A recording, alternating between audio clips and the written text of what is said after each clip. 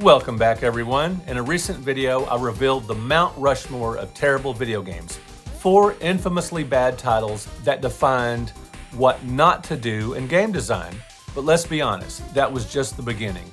Today, we're unveiling the second Mount Rushmore of bad video games. 4 more games that are iconic, disastrous, and eternally burned into gaming history for all the wrong reasons. These aren't obscure misfires.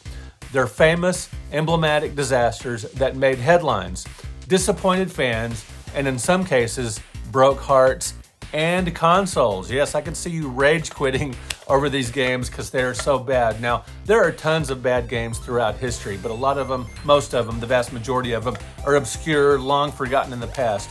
But these 4, along with my first Mount Rushmore of bad video games, are iconic, they're famous, they're well known for being bad. In a lot of cases, it's why they're so well known, because they're so terrible.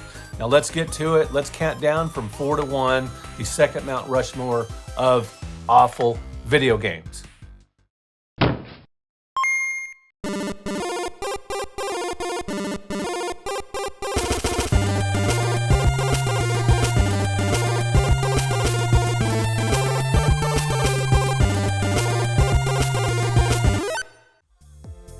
Guys, today's video is sponsored by me. If you like retro video games, I think you will enjoy my books, including my 100 Greatest series. The first 2 are out now. I will put a link in the description of this video to my books, and you can check those out below.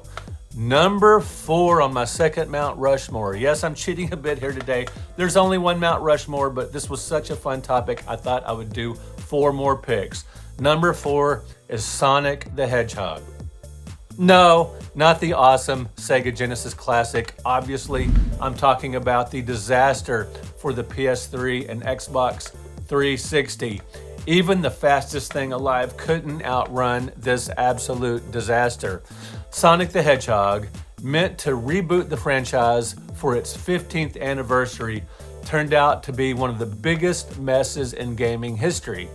It was released half-baked with countless bugs, awkward controls, and a now infamous human-hedgehog relationship. Yes, really. Sonic 2006 became the gold standard for rushed releases.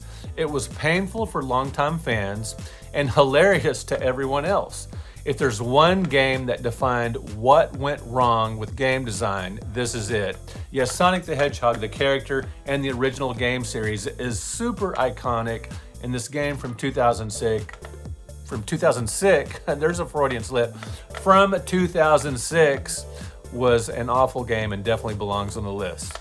All right, guys, at number 3, here's another game that is famous for being bad and also, in this case, for creating controversy. Night Trap. I'm sure a lot of you guys have heard of this game. This is the game that terrified Congress, not gamers. It really wasn't that scary. This 1992 Sega CD title featured full motion video, teenage girls in danger, and laughably bad vampire ninjas. The gameplay? Repetitive and clunky. The acting? Next level cheese. But Night Trap became legendary because it ignited the firestorm over video game violence in the early 90s. It was so controversial, it helped bring about the creation of the ESRB rating system. And in fact, the ESRB rating system created an entire new category of mature games, ironically enough. It gave us more mature games. So, while the game itself is terrible, its impact on the industry is bizarrely important.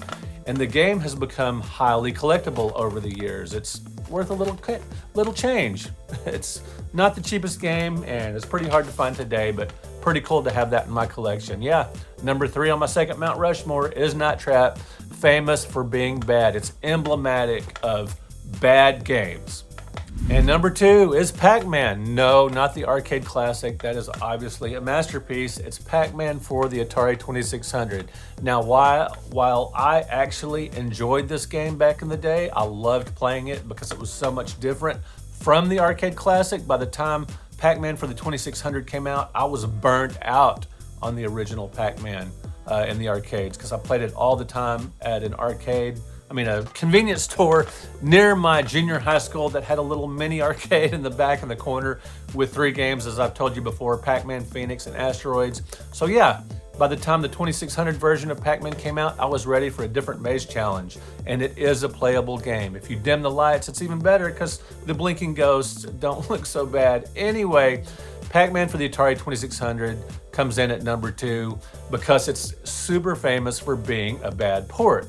It's one of the most beloved arcade games of all time, so what happened to it on the 2600? It was programmed by Todd Fry, who I've met before, and he was under strict deadlines, and he did the best he could under the circumstances, I suppose, and he made a ton of money because he did get some royalties. Anyway, in a rush to cash in on the arcade success, Atari released a version of PacMan that was almost unrecognizable. Yeah, some of those sound effects still haunt people. Flickering graphics, broken AI, and choppy gameplay turned this classic into an eyesore. Despite selling millions, it's widely blamed as one of the catalysts for the 1983 video game crash.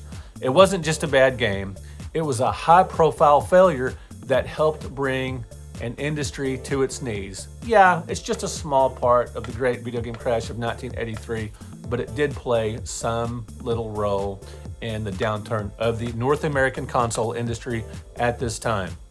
All right, guys, here we go at number 1, Cyberpunk 2077, launch version for the PS4 and Xbox One. At number 1, we have the most modern disaster on the list. Yeah, modern games can be terrible too, as a lot of you well know.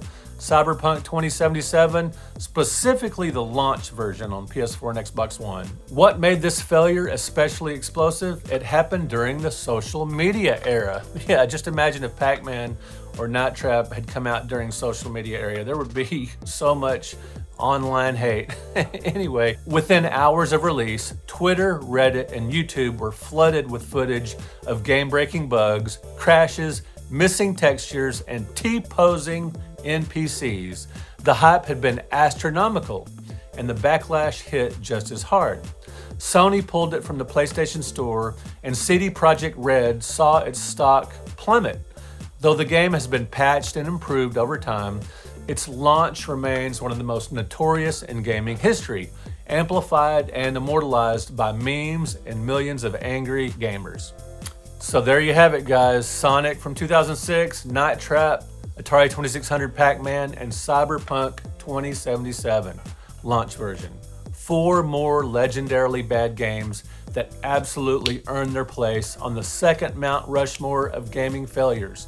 Did I leave out another all-time stinker? Let me know in the comments, and maybe we'll start sculpting a 3rd monument to gaming disasters. Yes, my Mount Rushmore videos are generally going to be kept to 1 video of 4. Like I don't think I'm gonna come back with another Mount Rushmore of 2600 games or NES games or whatever, but for these bad games, why not? A second Mount Rushmore. So make sure to like, subscribe, and ring that bell for more deep dives into retro greatness and glorious failures. Thank you guys for watching, and may your games always load properly, and may your games not be as bad as the ones on this list.